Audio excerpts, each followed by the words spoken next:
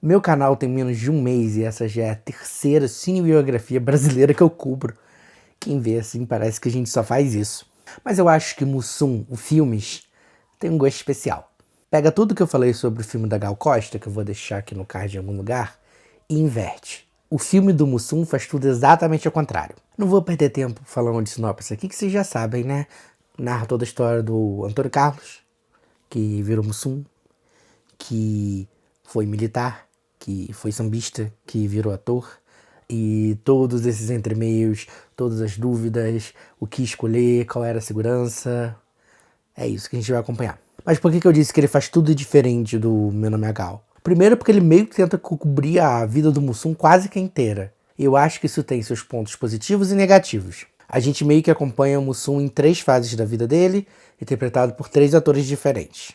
E embora foque bastante na figura do Ailton Graça como Mussum adulto, a gente ainda tem o Yuri Marçal e o Tauan Lucas interpretando respectivamente o Carlinhos jovem e o Carlinhos criança. Também diferente de Meu Nome é Gal, aqui a gente tem uma linha narrativa bastante clara. O filme foca nessa relação do Mussum com a própria mãe. Ele usa essa relação, né, entre mãe e filho para permear toda essa história que a gente está acompanhando. E eu acho que o filme faz algumas escolhas conscientes e bastante interessantes, como não contar a história de forma linear, a infância, depois ele adulto, depois ele nos Trapalhões. Não, o filme meio que vai num vai e vem, que eu acho que funciona melhor assim, porque ele consegue pegar fragmentos de memória e ainda costurar com algumas sketches. Eu acho que funciona bem do jeito que ele tá ali. O filme é dirigido pelo Silvio Guindani, que também é ator, e eu acho que, pelo menos nesse caso, isso faz alguma diferença. Eu sinto que todos os atores ali tão bem dirigidos, eles conseguem, mesmo os atores que não são tão fisicamente parecidos com os personagens reais, eles conseguem incorporar os personagens reais nos trejeitos, no trabalho de voz, no trabalho de corpo, e eu sinto que isso faz toda a diferença. Muita gente, quando estava vendo o trailer e as fotos, estava reclamando, por exemplo, da escalação do Jairo Camilo para viver o Renato Aragão. Mas assim, na hora que eu tava no filme, na hora que ele abria a boca, na hora que articulava, nos movimentos dele, eu falei assim, putz, é isso. Só que aí vamos aos problemas.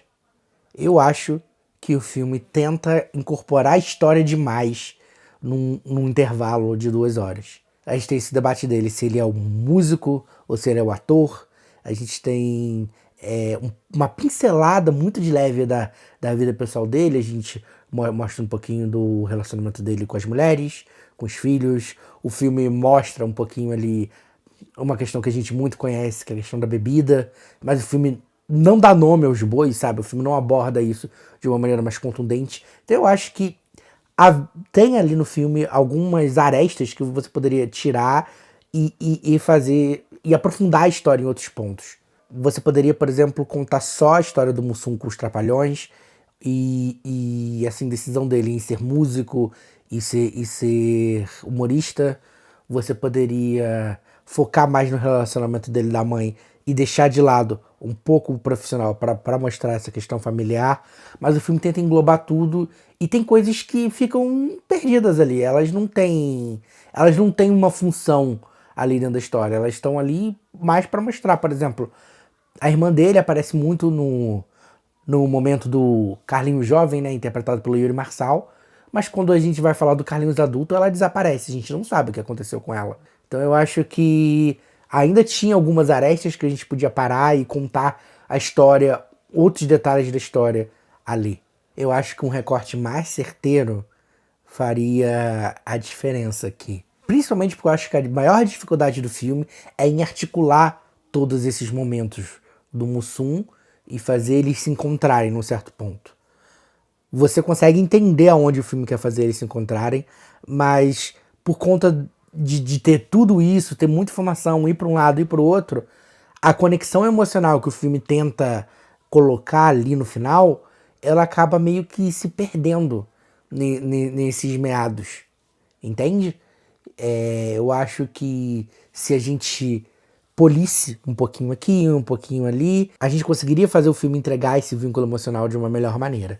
Como eu falei, eu acho que o olhar do Silvio Guindani como diretor, por ele ser ator, faz as atuações brilharem. Eu sinto que, das 3 cinebiografias que eu falei, essa aqui é que tem maior espaço para os atores mostrarem os trabalhos deles e entregarem atuações incríveis. A gente tem o Ailton Graça, que eu acho fenomenal. Já é a segunda boa atuação dele do ano, né? Eu falei dele também em Nosso Sonho, a biografia do Claudinho Bochecha, que eu também vou deixar aqui no card em algum lugar. A gente tem a Cacau Protásio e a Neuza Borges, que interpretam a mãe do Mussum, a Malvina, em diferentes fases da vida, que também estão muito bem. Os atores que interpretam os Trapalhões estão todos incorporando muito bem os personagens. Eu acho que esse é um filme que consegue tirar o melhor de todos esses atores. O que eu reclamei de outras cinebiografias, que eu falei que tem esse viés muito chapa branca, né? Que é não mostrar as imperfeições do seu protagonista, não mostrar os problemas do seu biografado. Aqui, eu sinto que eles não fizeram isso. Você tem ali um pouquinho da questão da vida pessoal, da vida amorosa conturbada do Mussum. Você tem os problemas dele com bebida. Mas, como o filme tem outras histórias para contar, essas coisas ficam em segundo plano e não levam a lugar nenhum. Né? Foi o que eu falei ali. São coisas que, nesse caso específico, poderiam transformar o protagonista numa pessoa perfeita demais, mas que também não agregam muita coisa à história. Então é isso que eu tô falando. Talvez teriam coisas ali que a gente não precisaria saber, ou o filme poderia contar de uma maneira melhor, mais rápida, e focar, né, nesses pequenos parentes, porque a gente sabe que existem. Entendeu? E eles estão ali, mas eles estão ali meio que de enfeite.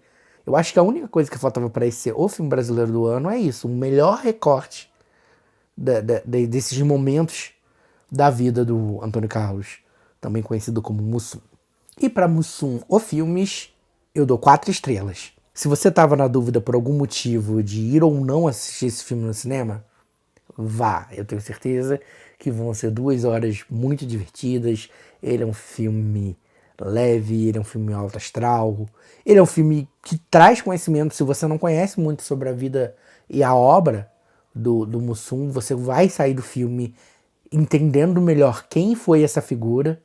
Esse para mim é um filme que é uma recomendação certa para você ter uma ótima experiência cinematográfica. E Clarice, não se esqueça de tudo aquilo que você tem que fazer antes de sair daqui. Deixa o like, se inscreve no canal, comenta aqui embaixo se você já assistiu o filme, se você pretende assistir, se você gostou, se você não gostou, se você concorda com a minha opinião.